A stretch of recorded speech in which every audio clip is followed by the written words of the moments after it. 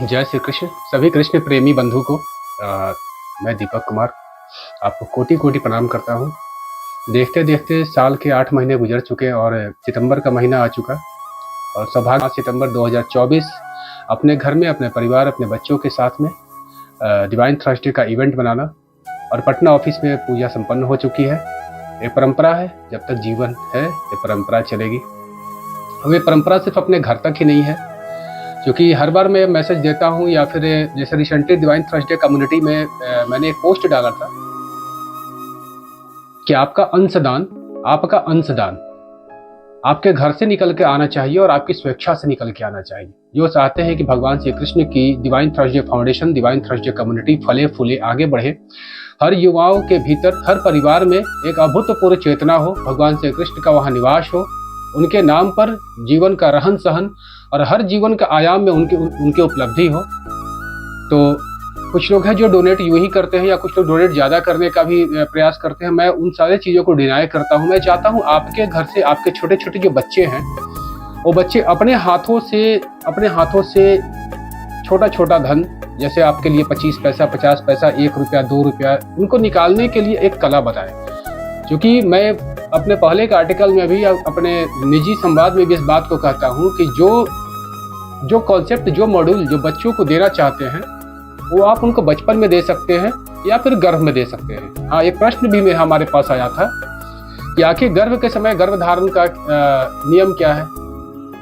मैंने बोला देखो भाई, मैं साइंटिस्ट हूँ नहीं, बहुत ज़्यादा मेरे को इस चीज़ का ज्ञान है नहीं, बस इतना एक जानना, एक छोटी सी बात ये जानना कि जब भगवान श्री कृष्ण का, जब भगवान श्री लक्ष्मी नारायण का, भगवान श्री विष्णु का जब अवतरण धरती पर होना था द्वापर युग में, तो उस अवतरण के पहले सारे देवी देवताओं की मीटिंग चली और मीटिंग के दौरान सबने बोला कि मैं अपने अंश रूप को धरती पर भगवान श्री कृष्ण की सेवा के लिए भेजूंगा। सबने सहभागिता दी। उसमें से सूर्यदेव ने अपने पुत्र कर्ण को भेजा, धर्मराज ने अपने पुत्र युधिष्ठिर को भेजा। इसी प्रकार से करके सारे देवी देवता धरती पर आने को तैयार हुए भगवान श्री कृष्ण के साथ में। जैसे कि आपको वायुदेव ने पवन देव ने भीम को भेजा, तरह तरह के। अब उसमें से एक लॉजिक ये हो रहा था कि जब सभी लोग भेज रहे थे अपने अपने अंश को या अपने पुत्र को इस धरती पर भगवान श्री कृष्ण की सेवा के लिए, तो भगवान चंद्रमा जो है उन्होंने बोला कि मैं नहीं भेजूंगा, आपको भेजना है आप भेजो, मैं क्यों भेजूं, मैं अपने बच्चे से बहुत प्यार करता हूं, मेरा बच्चा भी बहुत सुंदर है। तो सारे देवी देवता फिर उनके पास गए, उनको समझाने लगे। जब वो नहीं माने तो भगवान विष्णु उनके पास गए कि अरे सभी लोग भेज रहे हैं, तुम भी अपना पुत्र, अपना अंश धरती पर हमारे साथ द्वापर युग में मैं जा रहा हूँ पापियों का नाश करने के लिए, धर्म की स्थापना के लिए, तो तुम भी कुछ भेजो। तो भगवान चंद्रमा ने कहा, हे प्रभु, आपकी आज्ञा टालना मेरे लिए तो असंभव है, लेकिन मैं अपने पुत्र से बहुत प्यार करता हूँ, मेरी 2 शर्तें हैं। बोले कि बताओ क्या शर्त है। तो एक तो आप अपने हृदय के बिल्कुल उसको करीब रखिएगा और जो ही वो 16 साल के होगा आप वापस मेरे पास भेज देना। भगवान विष्णु ने कहा ठीक है। आपको पता है दोस्तों, यही भगवान चंद्रमा का पुत्र जो है अभिमन्यु के रूप में इस धरती पर महाभारत काल के युग में अवतरण हुआ था और 16 साल की अवस्था में वीर गति को पा करके वो वापस चले गए थे। धरती पर आने के बाद भगवान श्री कृष्ण उनको अपने हृदय के नजदीक भांजा, उनकी बहन का पुत्र अर्जुन का पुत्र, और अपने भांजे के रूप में उन्होंने स्वीकार किया और अपने हृदय के करीब रखे। और भगवान कृष्ण उनको बहुत ही प्रेम किया करते थे, भगवान श्री कृष्ण उनको बहुत ही प्रेम किया करते थे।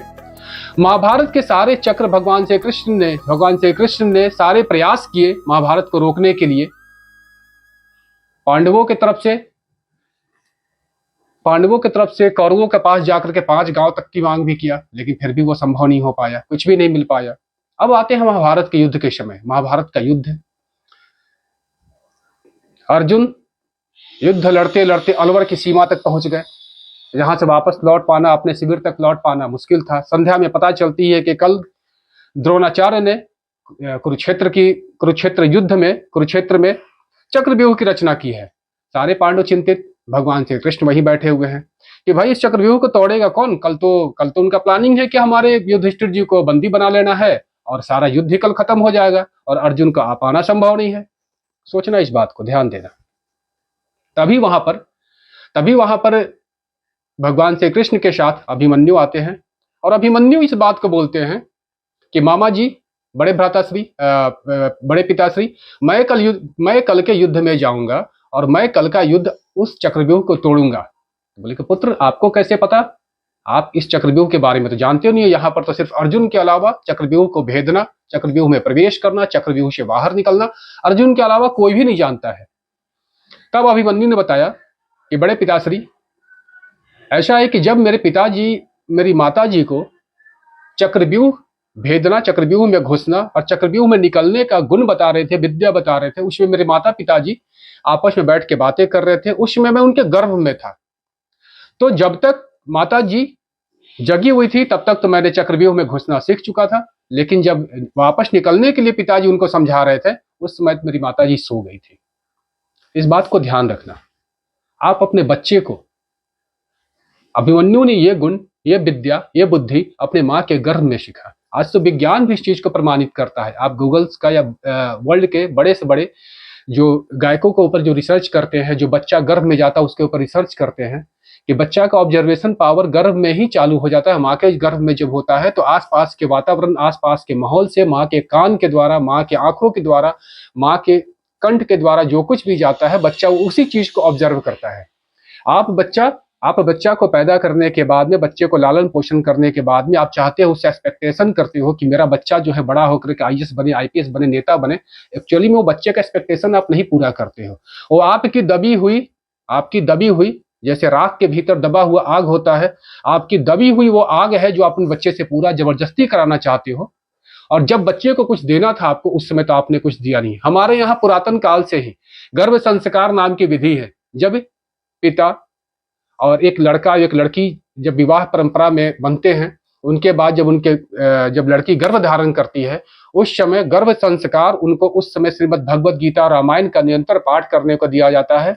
उनको भगवान श्री कृष्ण, भगवान श्री राम के चित्र उनके सामने रखे जाते हैं। आसपास कोई भी ऐसा वातावरण नहीं बनाया जाता है जिससे कि कोई भी गलत बात उस महिला के कानों तक जाए। घर में हमेशा आध्यात्मिक माहौल होता है। आज क्या होता है?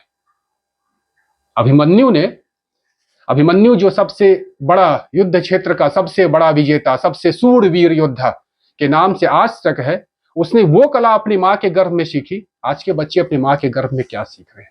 ऐसा रण तांडव मचा था, ऐसा अभिमन्यु ने इतनी सुंदर रणभेदी करी थी, इतनी सुंदर लड़ाइयां लड़ी थी। अपने ही तो परिवार के सारे लोग थे। कोई चाचा थे, कोई बड़े चाचा थे, कोई दादा थे, उनके साथ उन्होंने वो लड़ाई लड़ी जो इतिहास में दर्ज हो गया।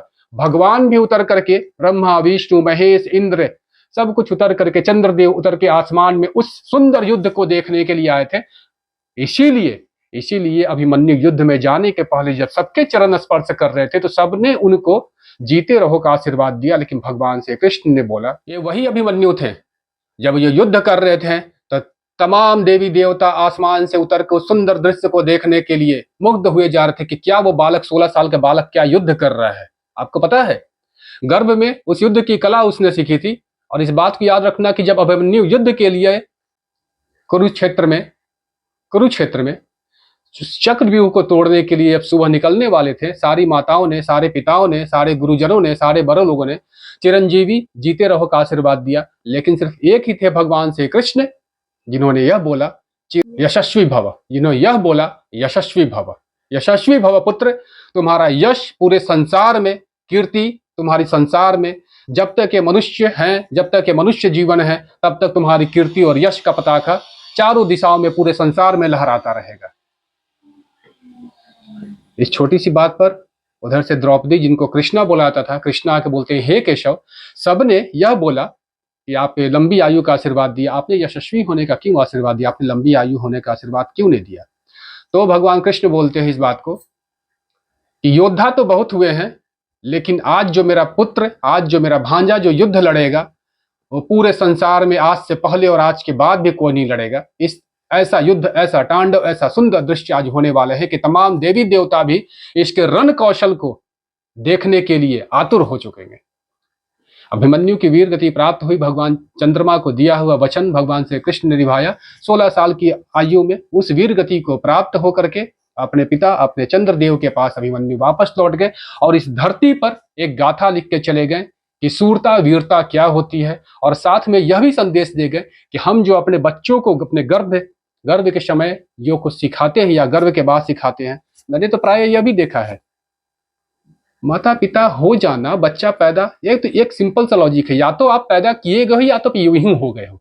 सिंपल सी बात। मैं हमेशा अपने आर्टिकल में अपने संदेश में कहता हूं, या तो आपको पैदा किया गया है या तो यूं ही हो गए। भूल का परिणाम हमेशा भूल होता है, इसलिए कि आपको उस तरीके से कुछ भी गाइडेंस दिया नहीं गया है, ना मन के लिए, ना बुद्धि के लिए, ना शरीर के लिए। डॉक्टर बन जाओ, आईएएस बन जाओ, यूपीएससी बन जाओ, कुछ भी कर लो, मंत्री बन जाओ, नेता बन जाओ, मतलब जो माता पिता की हसरतें हो, जो समाज की हसरतें हैं, वो तुम मुझे पूरा करके दो, इसलिए कि मैंने तुम्हें पूरा किया है। अपना कर्तव्य कुछ मत दिखाओ। बच्चा झूठ बोलता है, पिताजी के पास फोन आएगा, दरवाजे पर कोई नॉकिंग करेगा, पापा है घर पर, बेटा बोल देना पापा नहीं है, पापा सोए हैं। ये होता है कि नहीं होता है? आप अपने बच्चे को दे क्या रहे हो? आप दे क्या रहे हो उसको? मैंने देखा है प्राय 5 साल 6 साल 7 साल के बच्चों के, इतने हिंदू धर्म में अपने घरों में देख रहे हैं, वो अपने बच्चे को मांस मछली तक खिला रहे हैं, खाओ विटामिन मिलेगा शरीर के भीतर। अरे पागलो, किसी का मांस खा के तुम अपने बच्चे का जीवन में उन्नति चाहते हो? बच्चे को अंडा खिला रहे हैं, मांस खिला रहे हैं, मछली खिला रहे हैं, अरे और कुछ बचा है वो भी खिला दो। तो क्या ये संस्कार है वास्तव में? कुछ देना है तो भगवान श्री कृष्ण की भक्ति दो ना अपने बच्चों को। अपने साथ में बैठ करके उनको भगवान श्री कृष्ण की कहानियां सुनाओ, अपने साथ बैठ के राधा रानी की कहानियां सुनाओ, किसी भी देवी देवता का, अपने गुरु का आदर करना सिखाओ, अपने बड़े का आदर करना सिखाओ, झूठ बोलना मत सिखाओ, और ये सिखाओ कि जीवन तुम्हारा एक बार मिला है और छिन्न भंगुर जीवन मिला है, तुरंत खत्म हो जाएगा। तो जीवन में मौज लो, मस्ती लो, जीवन के हर प्रारूप में लो, गृहस्थ में लो, भक्ति में लो, अपने मित्रों के साथ भी लो, मौज लो, मस्ती लो, और केंद्र में भगवान श्री कृष्ण की स्थापना करो। केंद्र में भगवान श्री कृष्ण को लाने का प्रयास करो। जैसे तुम अपने बच्चे को मांस मछली तक का सफर तुम पिता होने के नाते, माता होने के नाते, दादा होने के नाते, दादी होने के नाते करवा रहे हो, उसी प्रकार से तुम्हारा ही कर्तव्य है कि तुमने ये तो करवा लिया, जीवन का एक और पहलू है, सिक्के का एक और पहलू है, जीवन का एक और डायमेंशन है, उस डायमेंशन, उस आयाम को दिखाने का प्रयास करो। नहीं तो ये बच्चे आगे जाके समाज का हश्र बिगाड़ देंगे।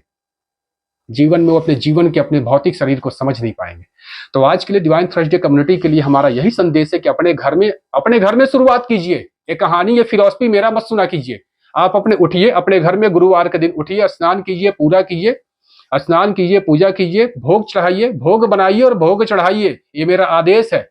बहुत कुछ कर लिए, बैठ के 4 घंटा चुगली करते ना, मित्रों के साथ बैठते हैं, बैठ करके मदिरा का सेवन करते हैं, महिलाएं के पास बैठ करके चुगली करती है, कभी सास भी, कहीं बहू। सीरियल देखने का बहुत मन करता है 2 घंटे का, अम्मा जी ये सीरियल आने वाला है टीवी पर, चलिए अब खाना बनाते हैं, साथ में सब्जी काटते हुए सीरियल को देखते हैं। 4 बजने वाले हैं, अब कभी कुमकुम, कभी सहेली, कुछ भी XYZ। मेरे घर में भी टेलीविजन चलता है तो बैकग्राउंड में कुछ म्यूजिक आते हैं। हाँ, एक्साइटमेंट, क्यूरियोसिटी होती है कि अभी सीरियल को देखना है। लगता है पूरा का पूरा संसार, पूरा जंजाल तुम्हारा यही है। अपने बच्चे के साथ में बैठो ना, भगवान श्री कृष्ण की कथा सुनाओ ना, उनके साथ बातें करो ना। ठीक है, जो बनना होगा बनेंगे, आप अपना कर्तव्य पूरा करो। आपके पिता ने भी चाहा था कि आप बहुत बड़े आदमी बन गए, लेकिन आप बने नहीं। धन की प्यास आपकी अभी तक बुझी नहीं है। तो धन क्या है, ईश्वर क्या है, जीवन क्या है, सत्य क्या है, चेतना क्या है, आत्मा क्या है, अगर कोई नहीं बताने वाला हो तो मैं हूं। मेरे साथ बने रहिए लाइव डिवाइन थर्सडे कम्युनिटी के इस चैनल पर। मिशन को अपने जीवन के अंतिम क्षण तक लेकर चलना चाहता हूं, और डिवाइन थर्सडे कम्युनिटी अभी हर घर तक पहुंचेगी। इतना शाश्वत मेरे पास भी सत्य है, इतने मेरे पास वाणी मेरे आराध्य ने मेरे को दिया है।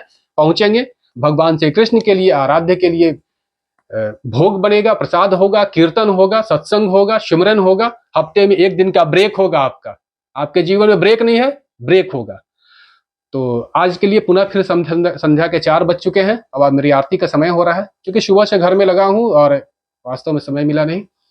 और मिलते हैं फिर अगले गुरुवार को अगले एडिशन में। सोचिएगा, गर्भ धारण संस्कार क्या है, भगवान श्री कृष्ण की भक्ति कैसे हो सकती है, और आपको क्या करना है। आज के लिए मेरा संदेश यही है। काफी लंबा फिर सिलसिला यह जारी रहेगा, आपके साथ संवाद निरंतर जारी रहेगा। जय श्री कृष्ण। आप सबके हृदय में बैठे हुए भगवान श्री कृष्ण को कोटि कोटि प्रणाम। आपके जीवन में सुख हो, शांति हो, आनंद हो, आपके परिवार में ईश्वर का भोग बन सके, आपके बच्चे अच्छा भोजन करें, बस मेरा यही कामना है। डिवाइन थर्सडे कम्युनिटी के सभी लोगों को कोटि कोटि प्रणाम।